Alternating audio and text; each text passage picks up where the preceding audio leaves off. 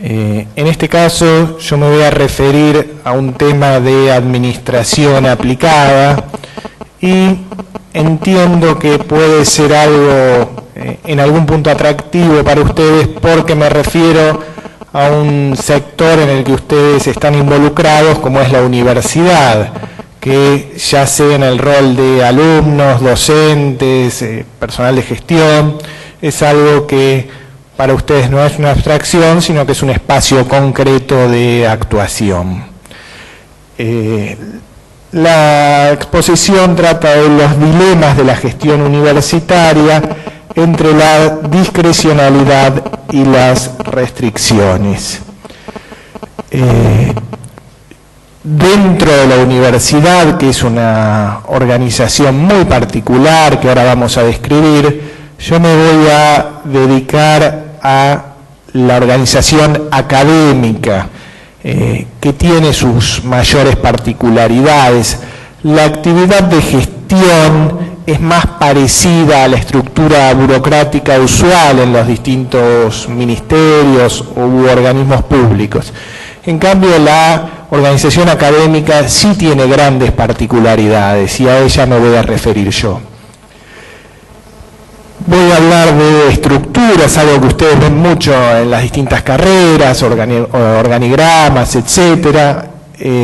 También al tema de la integración y fragmentación, delegación del trabajo. Y a otro tema que es la inercia y el cambio, que en un mundo tan dinámico como el actual tiene su importancia especial. Parto de dos enfoques teóricos, que son la teoría de la contingencia, que como ustedes estudiaron, vincula las estructuras de las organizaciones con distintos factores contextuales, y de la teoría de la agencia, que plantea el efecto de los incentivos en la gestión. Antes de pasar a un relevamiento teórico de las particularidades de la universidad, les quería dar un ejemplo puntual y ameno, quizás, de qué tiene de especial la universidad. Yo les pregunto, con respecto a la jubilación, ¿cuál es la demanda en general de los trabajadores o de los gremios? En general, los gremios que representan a los trabajadores tratan de que sus representados, los trabajadores, puedan jubilarse antes, es decir, puedan pasar de trabajadores activos a pasivos más tempranamente. Esa es la demanda del gremio. La demanda de la patronal, o que en el caso del sistema previsional suele ser el Estado, es, ojo, que si vos te jubilás muy joven, ¿cómo te financio? O te pago muy poco. Ahí es la contraprestación. Pero el gremio puja por la jubilación cuanto más anticipada mejor. Es una constante en esa negociación. Ahora, fíjense qué particular. El gremio del docente universitario puja por jubilarse después. Qué paradoja, ¿qué está pasando acá? Es más, se logró una ley, la ley Horacio González, para que la jubilación pase de los 65 años a los 70 años en los docentes. Cuando hasta el docente del nivel anterior, la maestra jardinera, el maestro de primaria, el profesor de secundario, puja por jubilarse antes. A los 55 años, y para con 25 años de servicio computar cada año adicional 2 por 1 para jubilarse antes de los 55. Si son mujeres o 60 los hombres, entonces me jubilo si empecé muy tempranamente cuando salí del profesorado, ya no me jubilo a los 50 sino a los 55 sino a los 50. Bueno, el docente universitario se quiere quedar, no se quiere ir. Hay algo que está pasando en esta organización. Bueno, algunas cosas que pasan. Los bienes son múltiples. Enseñanza, pero también investigación y también extensión. Intangibles, no son productos, es una actividad de servicios. Y meritorios. Meritorios quiere decir que tiene efectos positivos sobre terceros. Por eso hay tanto subsidio público. De hecho, es gratuito. Es difícil medir los productos, los resultados y más aún los impactos. ¿Cuánto vale la formación de los universitarios? ¿En qué los tengo que formar? Errores enormes se generan.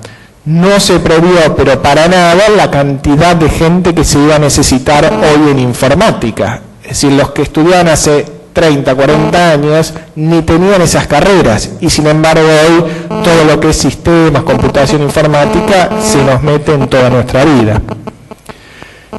O se pensaba que toda la energía iba a pasar por lo nuclear y no se dio, porque son procesos a muy largo plazo. Se los forma para que trabajen 30, 40 años. ¿Cómo es la distribución del poder y la coordinación? Base pesada, se dice. ¿Qué quiere decir esto? ¿Dónde se concentra en una organización el poder? Esencialmente en el vértice de la pirámide. Bueno, en la universidad, en la base, hay mucho más poder que en el resto de las organizaciones. Por eso se dice una anarquía organizada, hay mucha gente con distintos intereses, organización débilmente acoplada, hay muy poco contacto entre las distintas partes. ¿Quién tiene más poder? ¿El gerente típico de una empresa o el decano? Piensen que el decano no puede echar a los profesores. Piensen que el decano no puede darle directivas tan claras porque hay libertad de cátedra. Piensen que los docentes están concursados. Piensen que si les quiere cambiar el plan de estudio, tiene que pasar por el consejo directivo. El gerente típico de una empresa tiene mucho más poder que el decano típico. El presidente de la empresa o el rector. Piensen que un rector puede tener 2 decanos en contra y los tiene todo su mandato. El dueño o el gerente general de la empresa dirime los conflictos básicamente con que si hay una gran oposición, uno se tiene que ir. Generalmente el subordinado. Acá no funciona así. Las empresas a veces tienen lo que se llaman quintas o sectores, pero en general, para lograr la finalidad de la organización privada típica, el fin de lucro, debe interactuar. Pero acá, un docente de derecho a lo mejor no se va a ver nunca con el de agronomía. El de física y el de historia tienen muy poco contacto, por eso se dice débilmente acoplada. El de grado y el de posgrado a lo mejor ni se conocen. Es una organización distinta, con menos interacción. Suele ser elevado el tamaño. Esta universidad está compuesta por miles y miles de estudiantes. Es raro que una organización donde haya tantos miles y cientos de docentes, es decir, son organizaciones en general grandes, las universidades. La autoridad está diversificada, lo que hablamos de que el rector puede tener un decano en contra y el decano tiene legitimidad y no lo puede echar y el otro le puede hacer la contra. Pero a su vez a ese decano, el docente que está titularizado le puede hacer la contra. Por lo tanto, la autoridad no es lineal, no es tan jerárquica y está muy diversificada. Hay un juego político importante, basta con pasar por los pasillos para ver la esencia de la política, cómo está inserta en la organización. Y hay otra parte que no se ve, de ligas de docentes, etcétera, y no docentes también. Hay una cultura organizacional propia y hay proyectos que se van cambiando y por otro lado no es fácil ejecutar los cambios. Nos vamos a centrar más en eso. ¿Sería posible decir la infraestructura de la Facultad de Derecho, ahora que crecieron los alumnos de comunicación, debería pasar a comunicación y ahora los de Derecho que son menos deberían pasar a comunicación? ¿Es fácil hacer mudanzas de edificios? Parece como mudar un cementerio, ¿no? Es una organización de mucha inercia. Por otro lado, tiene restricciones externas y discrecionalidades internas. A ver, ¿qué son las discrecionalidades internas? Pocas organizaciones, casi ninguna, elige a sus autoridades. Es decir, los empleados de los ministerios no eligen al ministro. Los empleados de la empresa privada no eligen a su gerente. Acá los docentes, los alumnos y los graduados y los no docentes eligen a su decano y a su rector. Es decir, es una institución que se autogobierna. Más aún, emite normas. Hay resoluciones del Consejo Superior, del Consejo Directivo, del decano y del rector. Pocas instituciones tienen poder normativo. Pero por otro lado, ahí estamos con las discrecionalidades internas. Por otro lado, es muy dependiente de los recursos que le envía el Estado. ¿Es fácil para un rector ser opositor al gobierno nacional que lo financia? Es difícil, por eso los vemos muchos que pasan a ser menemistas y después dualdistas y después kirchneristas, como le pasa a los intendentes. Uno dice, bueno, ahí hay poca moral o poca adscripción a los principios. No, hay pragmatismo entendible, no sé si bueno o malo, pero bastante entendible, hay que ponerse en esos zapatos. Entonces, hay discrecionalidad, pero también hay restricciones. Puede nombrar su personal la universidad, pero no puede decidir cuánto le paga, porque cuánto le paga se decide en las paritarias, que las hace todo el sistema universitario, no en la universidad. Entonces yo puedo decir cuántos empleados tengo, pero no cuánto les pago. Es una mezcla extraña de discrecionalidades internas y restricciones externas. Los instrumentos pensados para organizaciones con fines de lucro muchas veces acá no funcionan tan bien, porque a veces quiero medir cosas que no las puedo medir, a veces quiero, supongo, distribución del poder que acá no tengo. En la organización típica, los administradores están en la línea jerárquica y tengo especialistas en los servicios de apoyo. El abogado es el especialista, el contador que no pertenece a la línea, sino que es un staff de apoyo que va alguna vez, etc. Acá al revés, el especialista está en la línea jerárquica y en el staff de apoyo está el generalista, el empleado no docente típico. Esto genera una organización particular, extraña, que con un sistema universitario que se ha diversificado, que ahora cada vez hay más universidades, ustedes los ven, pero además hay más organismos de coordinación, el CINE, el CRUP, la CONEAU, etcétera, empieza a haber especialistas en gestión universitaria. Si antes la universidad la manejaba el rector con su cátedra y algún asistente más, ahora las oficinas de gestión son más grandes y más especializadas.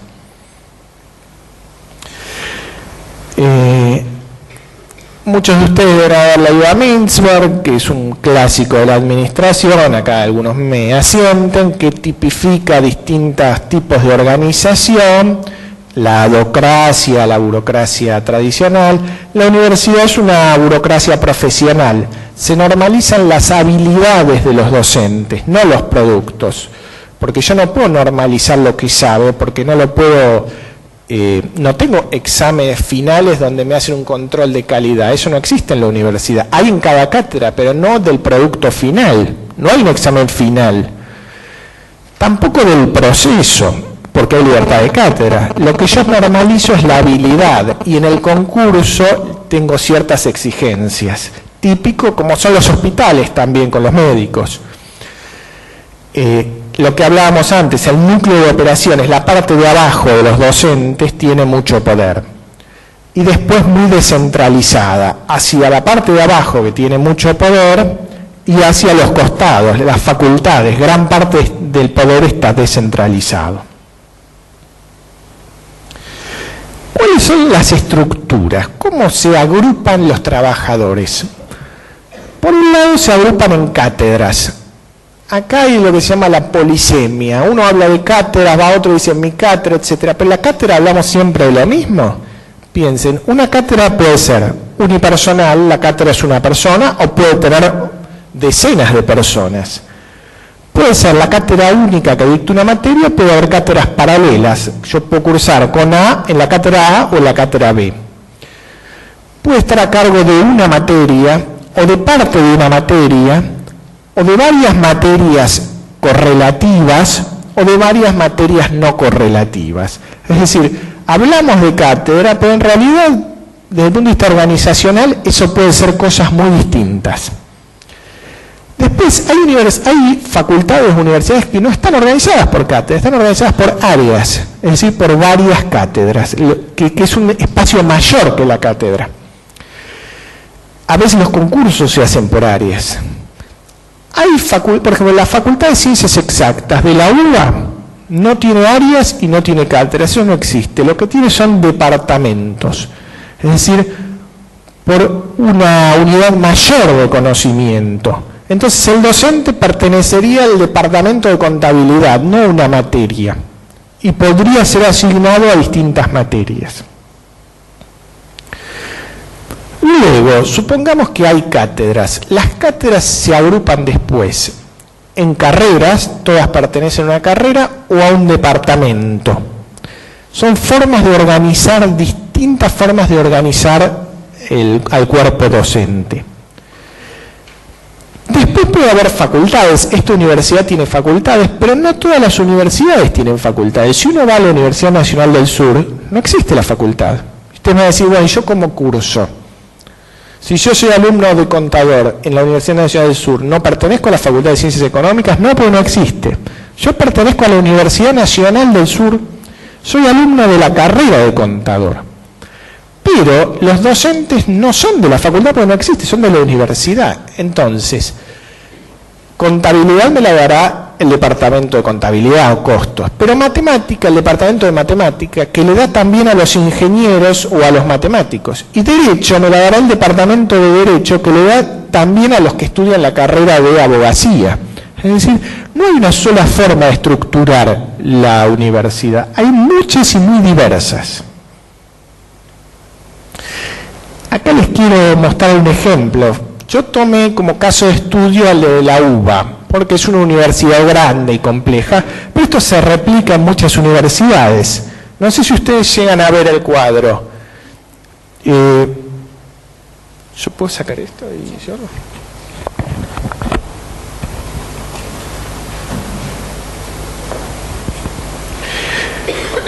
Fíjense, la mayoría de las facultades tienen cátedras, pero en la Facultad de Ciencias Veterinarias no hay cátedras sino áreas. Y en la Facultad de Ciencias Exactas no existe ni la cátedra ni el área, existe el departamento.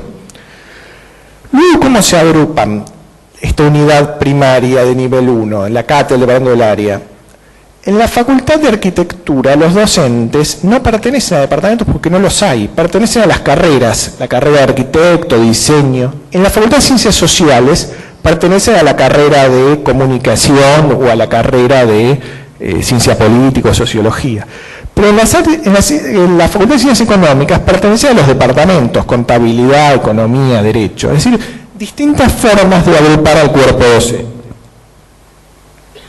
Fíjense que esto genera una estructura de autoridades muy compleja. Todas las universidades tienen consejos superiores, la ley lo obliga, y rectores. Todas las facultades tienen consejos directivos, pero algunas tienen consejos departamentales, además del directivo, y juntas de carrera. Es decir, cuerpos colegiados además del consejo directivo. En sociales y en filosofía y letras hay juntas de carreras. Tiene que ver también en ese caso con la idiosincrasia. Hay alumnos muy movilizados y docentes muy movilizados, entonces no les alcanza con el directivo. Quieren por cada carrera tener un cuerpo colegiado. Y además hay secretarios académicos, directores de departamento, directores de carrera. En algunos casos hay directores de departamento y de carrera, como en la Facultad de Agronomía. En algunos casos solo de carrera, como en la Facultad de Arquitectura. En otros solo de departamento, como en farmacia. En otros los dos y en otros ninguno, como en odontología. Hay titulares de cátedra y responsables de área. ¿Se acuerdan que yo les dije, la universidad es un lugar con anarquía organizada y autoridad muy diversificada? Fíjense toda la cantidad de autoridades que hay. No está el gerente general y los gerentes. Hay un montón de gente con poder.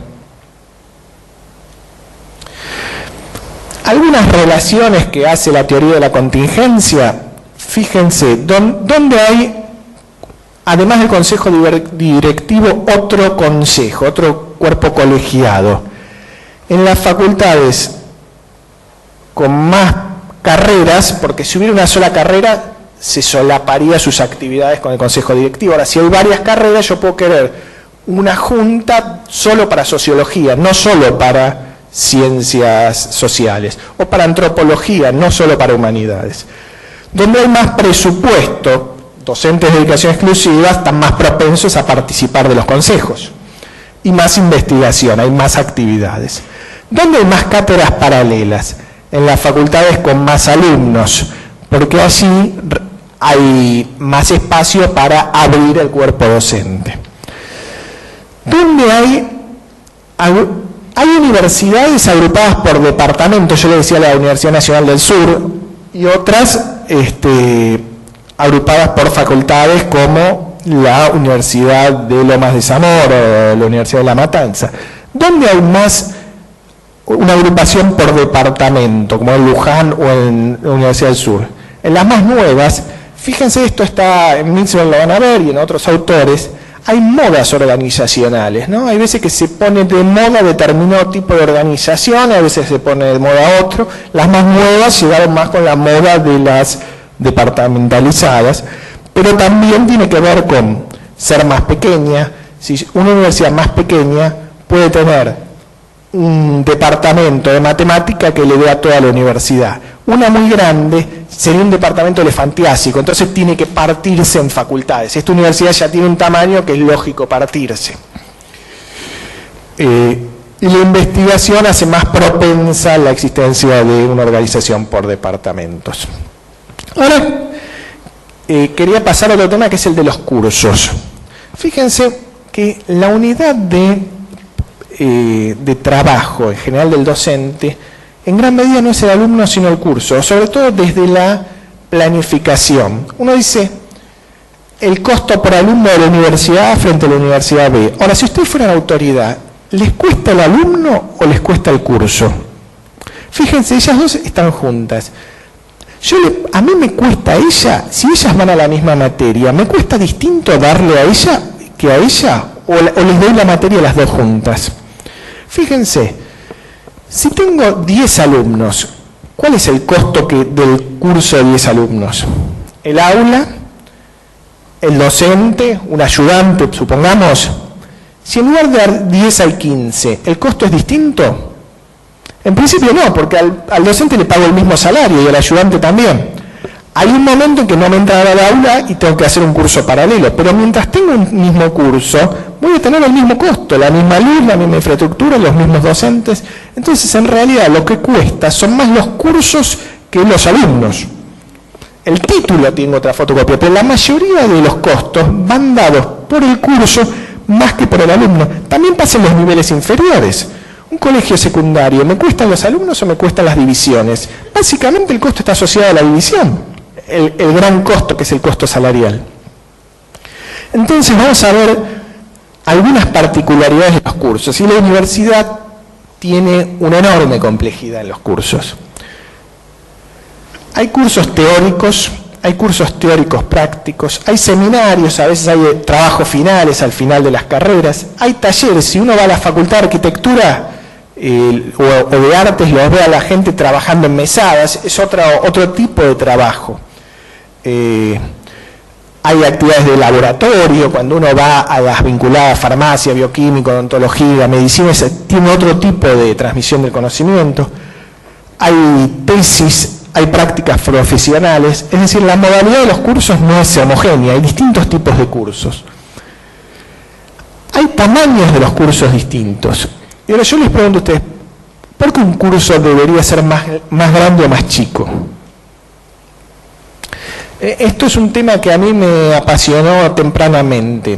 Yo trabajé en la empresa Autolatina, que era Ford Volkswagen. En los 80 estaban juntas la producción de autos de Ford Volkswagen.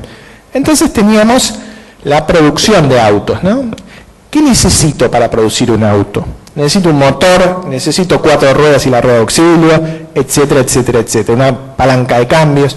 ¿Tiene sentido en un auto que haya 2 motores, 2 palancas de auxilio, 2 palancas de cambio? No, necesito una. Eso es lo que en economía se denomina la función de producción, con qué elementos genera un producto. En gran medida en la universidad esto sería el tamaño del curso. ¿Cuántos docentes para cuántos alumnos? ¿Existe una especificación tal como para producir un auto, para producir cursos para un egresado? Bueno, es muy complejo, ahora vamos a ver un poquito, pero depende de muchas cosas el tamaño del curso. Hay razones pedagógicas, de presupuesto, de infraestructura, de la cantidad de docentes, de los inscriptos, etc. Hay casos en que los cursos se abren, tenemos los teóricos todos juntos y después vamos a comisiones de prácticos separados. Y hay veces que no, que van todos juntos. En esta facultad, ¿cómo funciona? ¿Ustedes están siempre juntos el curso? No se abren en comisiones de prácticos. En Ciencias Económicas de la UBA es igual que ustedes, pero en Biología no. Al teórico van todos juntos y después van a distintas comisiones de prácticos a abrir el sapito, a trabajar con los químicos, etc. Hay materias, las materias pueden ser obligatorias u optativas, y después puede ser obligatoria la presencialidad, pero también puede haber cursos semipresenciales o a distancia. ¿Ustedes tienen alguna modalidad a distancia o semipresencial? No, es todo presencial. Pero hay universidades que tienen... ¿Saben cuáles son las dos universidades privadas que más crecieron en alumnos en la Argentina? La Universidad Católica de Salta y la del siglo XXI de Córdoba. ¿Y crecieron con salteños y con cordobeses? No, con gente de todo el país, especialmente capital y Gran Buenos Aires, que estudian a distancia. Entonces, esto es otra característica diferencial de los cursos. Yo les hablaba del tamaño. ¿Por qué un curso va a tener 10, 30, 50 o 100 alumnos? Yo hice una encuesta a los secretarios académicos de todas las facultades de la UBA. ¿Saben las razones que me dieron? Me dieron distintas razones. Un tema es pedagógico. Pongamos un extremo. En cirugía no puede haber 100 en un curso de cirugía porque hay que estar con el bisturí. Es eminentemente práctico. Ni les digo lo que dice la gente de odontología. Yo no puedo tener un docente con... En el ciclo básico de la UBA hay 120 alumnos. Yo los tuve. Ahora, con el torno no podría tener 120 con el torno porque habría varios que terminarían en el hospital. Entonces, tiene que ver con el tema pedagógico o con los materiales radioactivos en química, etc. También con lo edilicio. Hay veces que, bueno, es el tamaño del aula lo que lo está determinando. También con los inscriptos. Si hay más demanda, se harán cursos más grandes, si hay menos, cursos más chicos. También a veces con los docentes capacitados. Yo tengo que ver una materia, tengo pocos, es un saber muy específico y entonces el tamaño estará vinculado a la cantidad de gente preparada que tenga. Y también al presupuesto. Muchas veces nos gustaría tener más comisiones más pequeñas, pero no podemos por un tema presupuestario. Fíjense, lo que yo pretendía cuando a los 20 años a 25 años me fui de fora a trabajar a la Universidad de Buenos Aires era denme la función de producción, esa relación lineal. Pero esto es mucho más complejo, lamentablemente. No es que con 3 ruedas no funciona el auto. No, un curso más grande funciona, no funciona igual, pero funciona y además depende de muchas variables.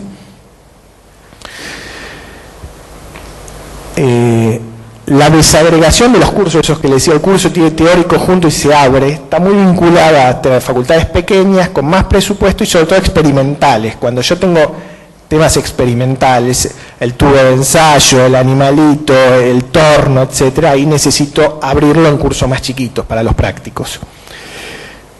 ¿Dónde hay menos materias optativas en las carreras de salud? Las carreras que tienen humanidades, ciencias sociales, etcétera, suelen tener más materias optativas. ¿Ustedes tienen alguna materia optativa u orientación? No, pero son todas obligatorias. En el caso de la UBA hay optativas, pero hay más en las facultades donde es menos caro abrirlo, porque al final que un seminario, algún especialista en un tema, si es un tema teórico es fácil, si le tengo que montar infraestructura ya sería muy caro. Este es otro tema para mí muy interesante porque apunta a lo mismo que anterior. Yo quería armar la función de producción y quería tener los parámetros. Entonces, La estructura de la cátedra, ¿cómo se abre el curso? Tengo un titular, un asociado, 2 adjuntos, 6 JTP, 8 ayudantes de segunda, 10 ayudantes de primera. ¿Qué establece la relación jerárquica dentro de una cátedra? ¿Ustedes están familiarizados con lo que son las categorías docentes o no, o poco? Básicamente hay profesores que son titular, asociado o adjunto. El titular es el máximo de la cátedra, y después hay ayudantes que en general están a cargo de los prácticos. Ustedes tienen profesores y auxiliares. Bueno, ¿cada cuántos profesores hay auxiliares? ¿Cuál es la proporción? A ver, en un equipo de fútbol hay 11, no puedo entrar con 13, ni tiene sentido que entre con 9. Ahí está absolutamente determinado. Cuando me van a operar también está el médico, el ayudante y está el anestesista. No hay 2 anestesistas y no hay cirujano, o 3 cirujanos y no hay anestesistas. Está tipificado. ¿Acá está tipificado así? Bueno, vamos a verlo. Y después las mayores dedicaciones. ¿Cuántos docentes? Dedicación exclusiva, semi-exclusiva y simple. Los docentes cambian, pueden ser regulares, pueden ser interinos, contratados, así si tienen estabilidad o no. Lo que les comentaba antes, pueden ser de distintas categorías, titular, asociado, adjunto, jefe de trabajos prácticos o ayudantes. Pueden ser de dedicación exclusiva, semi-exclusivo, simple, y pueden ser de distintas disciplinas. Hay de derecho, de física, de química, de agronomía, etcétera, etcétera. ¿Qué estructura la cátedra? Eso que yo les decía. ¿Cómo se estructura? ¿Cada cuántos? Eso que yo les decía. En el quirófano tiene que estar el médico, el ayudante, el instrumentista y el anestesista. ¿Acá cómo se define? Que era lo que yo pretendía para armar la función de producción que armaba en la industria automotriz. Otra vez, esto es mucho más complejo. Depende de muchas cosas. La primera y básica, que no está determinada en la UBA y en muchas universidades, es: vos docente, ¿sos lo que haces o sos lo que sos? Es decir, yo te podría decir, vos sos adjunto porque ejercés las tareas de adjunto. O podría decir, vos sos adjunto porque por tus estudios sos adjunto. Como no tenés doctorado, sos adjunto. ¿Se entiende la diferencia? Uno puede ser lo que hace o lo que es. En el hospital están las tareas, son los que definen. Vos sos pediatra porque atendés chicos. Si vos sos enfermero y estudiaste pediatra, seguís siendo enfermero. Hay un puesto de trabajo que es enfermero. En el caso de la Universidad de Buenos Aires, los secretarios académicos decían que está muy vinculado a las tareas ejercidas. El profesor, por ejemplo, puede firmar actas. Pero dentro de las categorías agregadas, si uno es asociado o adjunto, JTP o ayudante de primera, puede depender de la calificación haciendo lo mismo. 2 hacen lo mismo, pero como ella estudió, tiene más trayectoria y estudió una maestría, ella es JTP y ella es ayudante, haciendo lo mismo. Esto es raro.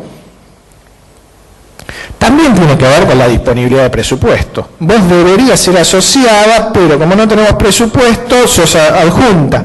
O sos JTP y en realidad estás ejerciendo el trabajo de adjunta, cosas que pasan. En algunos pocos casos, en 5 facultades, existía una relación técnica de categorías. Ahí sí, hay un titular, cada cátedra tiene un titular, un adjunto, por cada comisión un JTP, y cuando la comisión tiene más de tantos alumnos, se habla de ayudantes de primera. Pero fíjense que no es la mayoría de los casos. En el sistema universitario existen casos de ad honorem, es decir, gente que trabaja y no cobra. La razón principal en todas las facultades era que la falta de presupuesto. Después, en algunos casos, es gente que venía a la cátedra no lo necesita, y como una instancia de formación académica se lo nombraba ad honorem, para que él se interesaba si realmente le interesaba la docencia y para que la cátedra viera si realmente servía para la docencia. Y en todos, como tercera razón, las incompatibilidades, pero en casos menores. En algunas facultades, en la UBA, generaron figuras adicionales al ayudante de segunda para el ingreso a la docencia, concurrentes, adscriptos, colaboradores, etc. Y en algunos casos, trabajar sin nombramiento, informalmente. Ahora vamos a pasar a un tema que les mencioné al principio, que es el tema de la descentralización. El decano es un subordinado del rector y el secretario académico del decano y el titular de cátedra del secretario académico.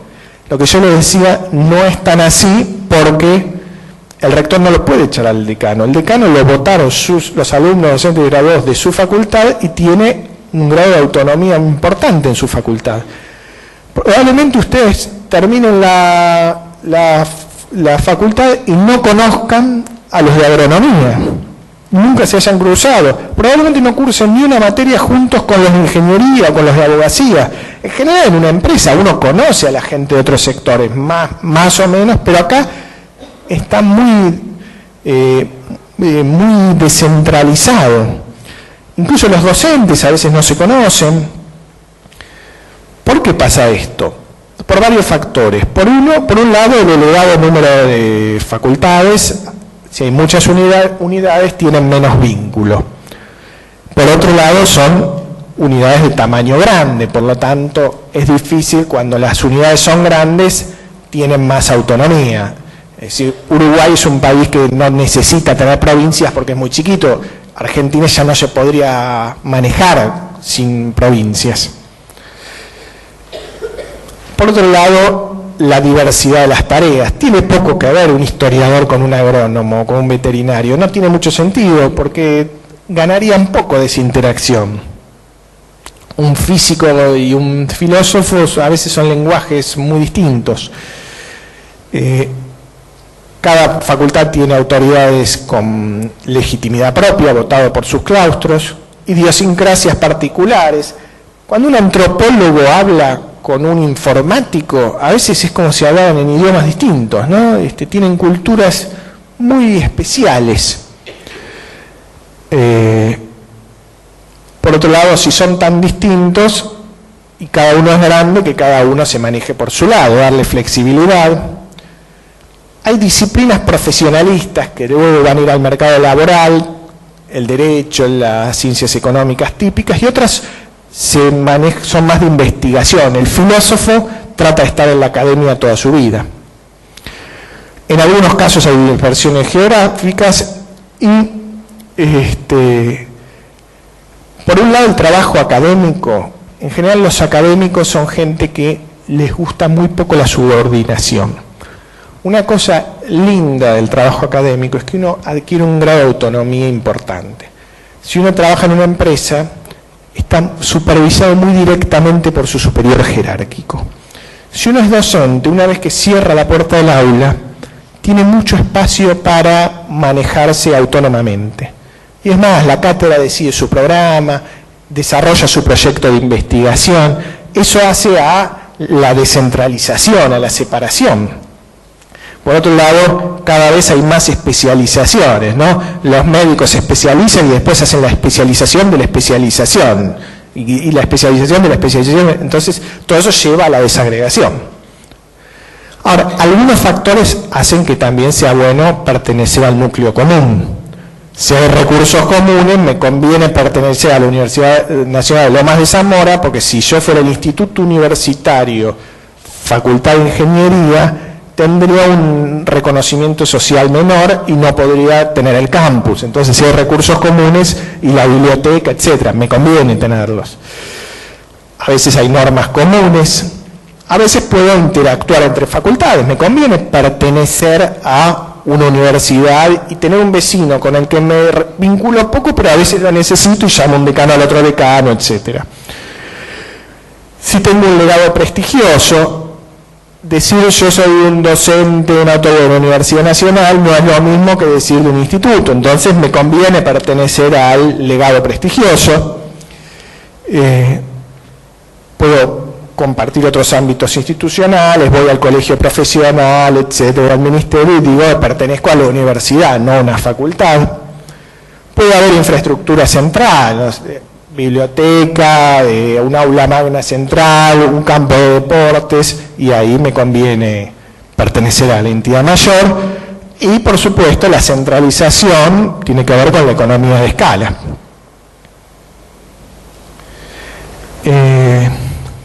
¿Cómo se perciben en general las autoridades de las universidades? ¿Como un funcionamiento independiente, como una federación de facultades, como una organización interdependiente y cohesionada?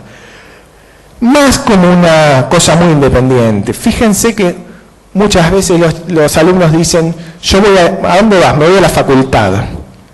No a la universidad, sino a la facultad. Y muchas veces es cierto, porque muchas veces la facultad es su ámbito más que la universidad.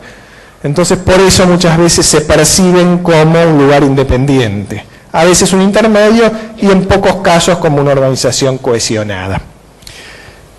¿Por qué no hay más relación entre las facultades? Según las entrevistas que yo hice, me dijeron una serie de factores.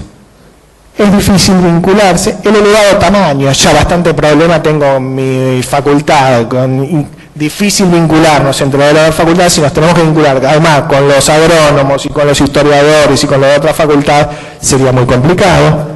A veces engorros administrativos, la gestión académica es complicada, cada alumno es un drama, que vino, que el docente le dijo, que no le dijo, que le pasaron, que no le pasaron, que las equivalencias.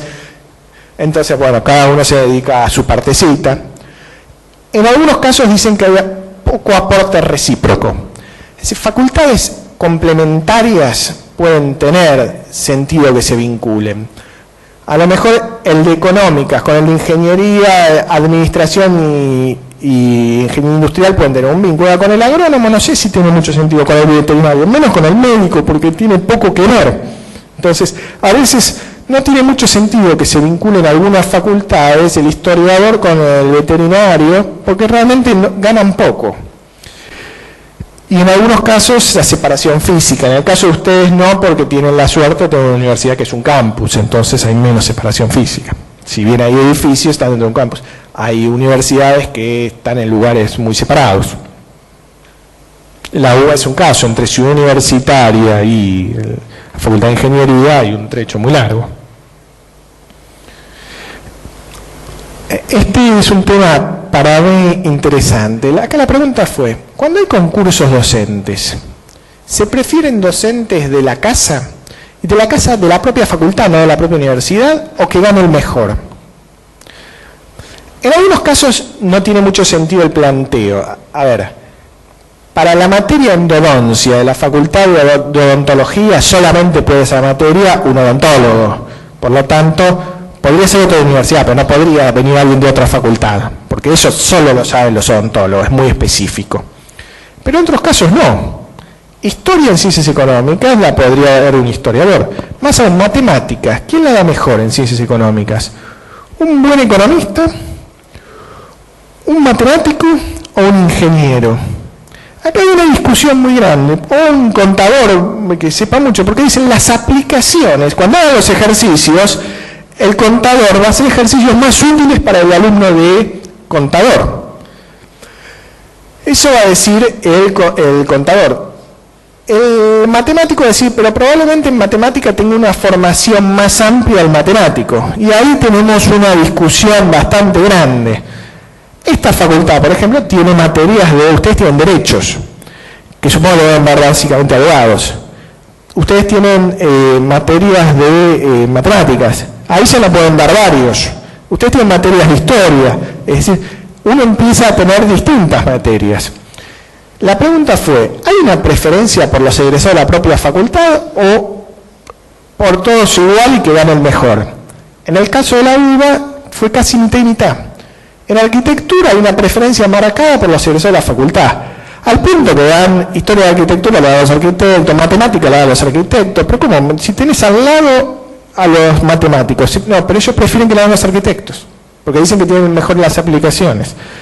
A ellos derecho para la arquitectura lo dan los arquitectos, ellos dan todos los arquitectos. Otros no, en económica hay muchos abogados, matemáticos, ingenieros, etc. Es un debate interesante que tiene que ver con la cohesión a la autonomía, si yo quiero vincularme a mí mismo o expandirme. Otro tema interesante que tiene que ver con lo que les mencionaba antes. Los jefes de cátedra frente a los superiores jerárquicos, frente al decano, al director de carrera, al secretario académico, ¿ven la relación colaborativa o no colaborativa? En general colaborativa. La visión de los superiores jerárquicos. Ahora, los docentes con las autoridades, ya no los jefes de cátedra, los docentes, piensan que la relación es de ayuda o de molestia. Las dos cosas, en general lo que me decían las autoridades era, cuando vienen a pedir algo, sienten que es una ayuda la relación. Ahora, cuando se les pide algo, es una molestia. Y muchas veces la autoridad tiene que pedirle una vez, manden los programas y pedirle otra vez, y hacer como si fuera el novio, y otra vez, y pedirle. Cosas que en realidad no suelen ser así en otro tipo de organizaciones, porque cuando viene el jefe al analista o el gerente al jefe de una organización, no le dice si querés hacer esto, le instruye a hacerlo, lo obliga. Pero acá no es así, porque el jefe no tiene esa capacidad del gerente para obligar, instruir a algo. Es más compleja esa relación. ¿Cuáles serían las ventajas de una mayor integración? Aprovechar mejor a los docentes, potenciar la investigación con el contacto, usar mejor la infraestructura. A vos te falta aula, a mí me sobra aula, integrémonos. A vos tenés 2 cañones, a mí se me rompió el cañón, etc. Mayor oferta para los alumnos. A lo mejor ustedes podrían estudiar Derecho en la Facultad de Derecho, Matemática en Ingeniería, Historia con los historiadores. Pero es complejo. ¿Pueden vencerse los obstáculos? ¿Pueden hacerse mejores procedimientos? Si la separación física no es extrema, también se puede hacer. Y hay beneficios potenciales. Muchas veces las idiosincrasias impiden interacciones que serían positivas. Y esa es la percepción general de las autoridades. Ahora, fíjense otra vez con el tema de la función de producción que yo les venía diciendo, que yo quería llegar a ver cómo se produce un alumno, así como cómo se produce un auto. Fíjense, si ustedes son autoridad, ¿pueden decir cada facultad cuál es la estructura de autoridades? Usted tiene un secretario académico, un secretario de extensión, uno de bienestar estudiantil, uno de relaciones internacionales, etcétera. No, cada facultad lo suele elegir. Tiene un monto, pero después establece sus autoridades. ¿Cómo agrupa a sus docentes? También las facultades en general agrupan de forma distinta. Algunos tienen cátedras que tienen a su cargo 3 materias, otros una, otros tienen departamentos, otros tienen carrera. La estructura de cargos, esa pirámide del titular, el adjunto, los JTP y ayudantes, ¿hay una norma central? En la mayoría de las universidades no. Las dedicaciones tampoco es que, bueno, nuestra universidad tiene en todas las facultades un 10% exclusivo, un 20% semi, un 70% simples, tampoco funciona así. ¿Cuál es la carga horaria del docente frente a los alumnos? En el sistema universitario no está tan claro. Por ejemplo, en la Universidad de Buenos Aires, un docente de educación simple, ¿cuánto tiene carga horaria frente a los alumnos? No todos tienen lo mismo. Algunos trabajan 4 horas semanales, algunos 6, algunos 8. En el nivel secundario no es así. Yo a vos te designo profesora de biología y te doy una cantidad de horas frente a los alumnos. El sistema universitario dice 10 horas para todo, planificar, corregir, actualizarte, investigar y dar clase. ¿Y cuánto de clase? Y algunos dan más y otros menos. ¿Cómo se entra a la categoría inferior docente? Si ustedes quieren entrar, ¿ustedes pueden entrar como directoras a un colegio secundario estatal? No. Usted tiene que entrar como maestras o profesoras de secundario y luego ascender por el escalafón. Pero no existe el ingreso como regente, vicedirectora o directora. En la universidad no está tan claro, no es que siempre es por el punto más bajo del escalafón. Ustedes podrían empezar siendo adjuntos, que alguien les dé una adjuntía, o JTP, o ayudante de segunda, o ayudante de primera. No es que siempre se ingrese igual por el escalafón. El tamaño de las cátedras tampoco, hay cátedras más chicas y cátedras más grandes. Los tamaños de los cursos también los vimos antes, se acuerdan que dependía de muchos factores, hay veces que los cursos son más chicos, más grandes, por el aula, por la cantidad de docentes, por el presupuesto que tenga, etc. Entonces, hay muchas cosas que no se regulan centralmente. Esto quiere decir que esto es una anomia, es decir, una falta absurda de normas. Es contradictorio, es inequitativo, hay facultades privilegiadas, facultades perjudicadas. Cuando uno lo ve desde afuera, ve eso. Cuando uno indaga, tiene una razón, tiene un sentido esto de que haya tanta flexibilidad. Hay restricciones presupuestarias. Si el Ministerio me manda menos presupuesto y a la Facultad de Sociales le crecieron los alumnos y a la de Económicas le bajaron los alumnos, ¿puedo echar a los docentes de Económicas? Básicamente no, porque los tengo concursados, es muy complejo por el tema gremial también, por lo tanto no voy a poder echar a estos y para nombrar a aquellos. Entonces, a lo mejor lo que le diré es, bueno, trabajen más los de allá, porque ahora tienen concursos más grandes, o abran más cursos, o alguno esté ad honorem, o alguno trabaje más horas. Cuando los recursos yo no los paso tan fácil de un lugar al otro, tengo que otorgar flexibilidad, tiene un sentido. Hay reasignaciones, también por bloqueos de actores sociales. Bueno, este año cierro la carrera de comunicación. No tengo plata, la cierro. ¿Se puede hacer eso? ¿El centro de estudiantes acordaría con eso? De ninguna manera. Formar un docente bueno y un investigador, ¿es fácil? Lleva años. Un docente que tiene 5 años de docencia está en una etapa de formación. Un docente que tiene 10 años está en una etapa intermedia. Un buen docente lleva muchos años. Por lo tanto, si yo reasigno muy rápido, estoy perdiendo una formación. Casi lo mismo pasa con los médicos. ¿Ustedes quieren que los opere un practicante, alguien que tiene 1 año? No, esto lleva muchos años, por lo tanto requiere estabilidades en el tiempo e impide las reasignaciones. Por otro lado, lo que yo les hablaba de la diversidad, yo no puedo hacer una norma común para todos, porque a lo mejor son muy distintos. Yo podría decir, bueno, el docente trabaja 4 horas frente a alumnos. Está fenómeno. Ahora, el geólogo que se tiene que ir a la montaña y pasarse una semana de campamento, no puede estar 4 horas frente a alumnos, está toda la semana frente a los alumnos, duerme con los alumnos. Entonces, literalmente. Por lo tanto, la norma común requiere actividades comunes, y las actividades no son comunes. Hay materias que tienen ordeñar la vaca, son actividades que a lo mejor requieren clases mucho más largas o mucho más cortas. Hay facultades muy distintas, estos profesionalistas de investigación, hay culturas muy distintas, lo que yo les decía. La Facultad de Ciencias Sociales y las de Humanas suelen ser facultades conflictivas por naturaleza, la de odontología no, se dedican a un tema muy concreto. Por lo tanto, a veces requieren flexibilidad frente a escenarios distintos. La falta de normas otorga a veces mayores opciones y facilita la coexistencia de situaciones, como venimos con el tiempo. Entonces, eso que nos parecía una anomia, puede ser que haya que regular algo más, pero ojo que si nosotros regulamos demasiado, vamos a encorsetar en situaciones que no corresponden. Yo podría decir, bueno, todos los cursos tienen máximo de 50 alumnos, y el que tiene que operar y el del torno, ¿se acuerdan lo que decía? Entonces yo puedo decir, bueno, no puedo dar ningún curso de más de 5 alumnos. Pará, la Facultad de Derecho así es infinanciable, entonces no lo regulo centralmente. El último tema. ¿La universidad es reactiva o propensa a los cambios? Para la mayoría de las autoridades es reactiva y los cambios son difíciles.